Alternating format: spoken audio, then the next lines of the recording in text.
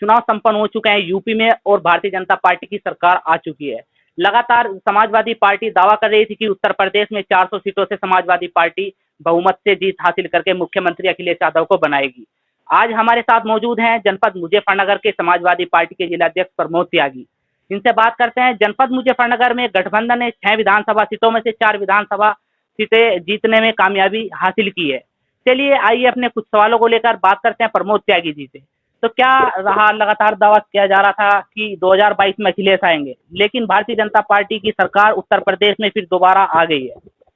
बहुत ज्यादा दुरुपयोग भारतीय जनता पार्टी की सरकार ने किया है और चुनाव आयोग भी केंद्रीय सरकार के दबाव में आ गया। मतगणना में निष्पक्षता नहीं हुई। मैं एक समझता हूँ एक बड़ी संख्या में सीटें जबरदस्ती उनके लिए घोषित करा दी गई। मुजफ्फरनगर में तो नहीं मैं मानता मतगणना में है, लेकिन बागपत, सहारनपुर, बिजनौर, आसपास के जिलों में ही सब जगह हुआ है। मेरठ तो जनादेश के साथ खिलवाड़ किया गया है। जनादेश तो वास्तव में समाजवादी पार्टी के गठबंधन के साथ था, लेकिन उसके साथ खिलवाड़ की गई है और मतगणना में बड़ी दुरुपयोग हुए हैं, बड़ी अनियमितताएं हुई है। उसका खासकर मुजफ्फरनगर की बात की जाए तो आप जिलाध्यक्ष हैं मुजफ्फरनगर से, तो क्या रणनीति चुनाव को लेकर बनाई गई थी? देखिए, मुजफ्फरनगर में तो हमने गठबंधन के लोगों ने एक बिल्कुल इस तरह की रणनीति तैयार की, चुनाव के लिए भी, मतगणना के लिए भी, जो फुल प्रूफ थी। और मैं समझता हूँ यहाँ के प्रशासन ने भी दुरुपयोग नहीं किया है और ये सारी स्थिति को देखते हुए यहाँ निष्पक्ष मतगणना हुई है। आपने बुढ़ाना ब्लॉक में भी समाजवादी पार्टी का प्रमुख बनाने का काम किया था, उसमें आपकी एक महत्वपूर्ण भूमिका थी। लेकिन एक पश्चिम यूपी में एक समाजवादी पार्टी में अगर पिछले वर्ष 2017 की बात की जाए तो 6 की 6 सीटों पर भाजपा का कब्जा था। लेकिन इस बार समाजवादी पार्टी की यानी गठबंधन 4 प्रत्याशी ने जीत हासिल की है। अब की बार सिर्फ 2 प्रत्याशी ही भाजपा के जीते हैं जो विधायक बने हैं। तो कैसे देख रहे हैं आप इसको? देखिए, जनता तो भारतीय जनता पार्टी के विरोध में थी ही। जहाँ नियमितताएं नहीं हुई है, निष्पक्ष चुनाव हुआ है, निष्पक्ष मतगणना हुई है, वहाँ सब जगह गठबंधन जीता है। और मुजफ्फरनगर में भी जनता ने हमें प्यार आशीर्वाद दिया है। मैं मुजफ्फरनगर जनपद की जनता का आभार भी व्यक्त करता हूँ। उनका बहुत बड़ा सहयोग रहा।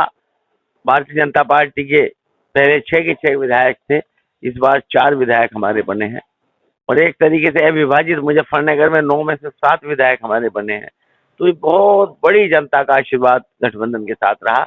मैं जनता का, आपके लोकप्रिय चैनल के माध्यम से भी जनता का आभार व्यक्त करता हूँ और यहाँ निष्पक्षता बरती गई तो हम विजयी रहे हैं।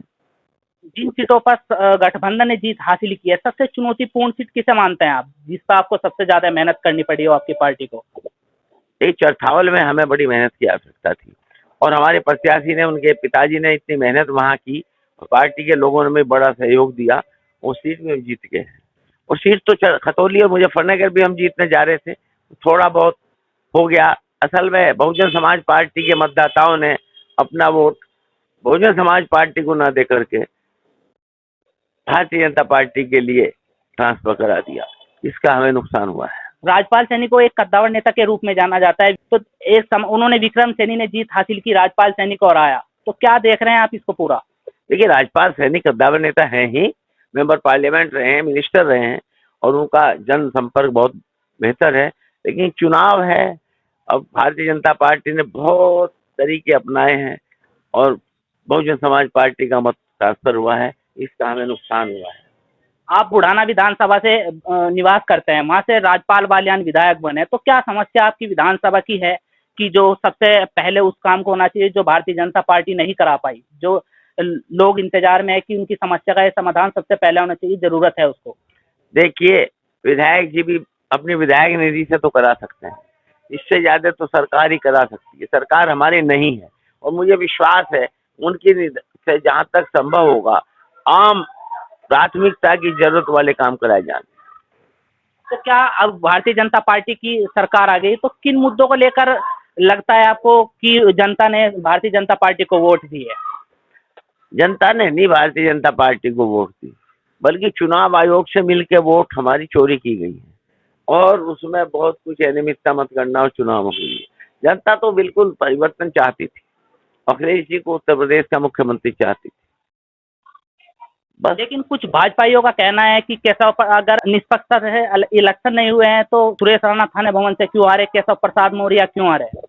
देखिए, बहुत बड़ा जनता का जहाँ बहुत बड़ा अंतर था वहाँ कुछ नहीं हो कर पाए, लेकिन यहाँ 2-4 हजार का अंतर था, 500-1000 का अंतर था, वहाँ उन्होंने सब परिवर्तन करा दिया।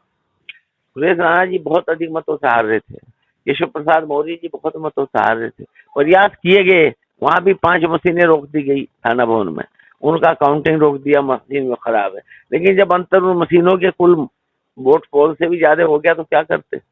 अगर समाजवादी पार्टी की सरकार यूपी में आती तो सबसे बड़ा जिले में क्या काम करवाते आप? हमने तो कई घोषणा की हुई थी, कृषि विश्वविद्यालय यहाँ स्थापित कराएंगे, एक बहुत बड़ा ट्रॉमा सेंटर बनवाया जाएगा, लोगों को जरा सी बीमारी के लिए देहरादून, दिल्ली, ऋषिकेश जाना पड़ता है। स्वास्थ्य की और एजुकेशन की, कृषि यूनिवर्सिटी की आवश्यकता जनपद में बहुत ज्यादा है, और यातायात की सुविधा बढ़ाने का काम करने की बात थी, और गन्ना मिलों का पेमेंट सुधारने की, सबसे बड़ी कृषि उद्योग को बढ़ाने वाली बात थी। ठीक है, ये थे हमारे साथ समाजवादी पार्टी के जिलाध्यक्ष प्रमोद त्यागी। हमने इनसे कुछ सवालों को लेकर बातचीत की, इन्होंने हमारे सवालों का जवाब दिया।